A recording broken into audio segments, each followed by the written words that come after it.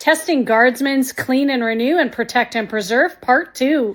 This theater seating is in dire need of some TLC. Is Guardsman up to the task? The first step when doing something like this is, of course, read the instructions. The one thing that surprised me about this product is that it says to apply directly to the leather, you don't clean first, and you don't rinse this off afterwards. Being a bit skeptical, I am going to give this a wipe down first because it is really dirty. I'm glad I took the time to wipe this down first.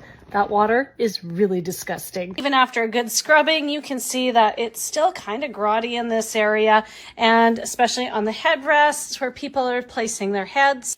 Shake the product well, put some onto my sponge, oops, and then squish till you get a foam. You're supposed to wipe in a circular motion. You don't want to be wiping up and down like this. A nice light circular motion is all you need. Once you're done washing an area down, if there's some excess on there, like you're seeing on here right now, it says to just grab a clean cloth that's damp and wipe up the excess. And cleaning, don't forget the sides. I have a feeling with as dirty as this is and needing to double check my work, this may take a couple of goes. We'll check back when we're ready to condition.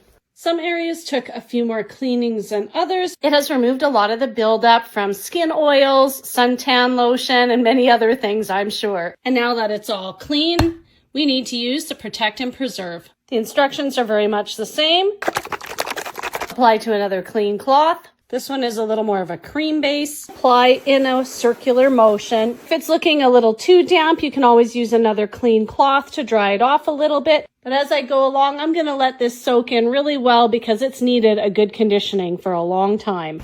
And don't forget your backs. The backs of your leather need just as much TLC as they're exposed to your heat registers. You're going to see that this is going to bring back some of the luster to the leather and make it more supple, so it's not so prone to cracking.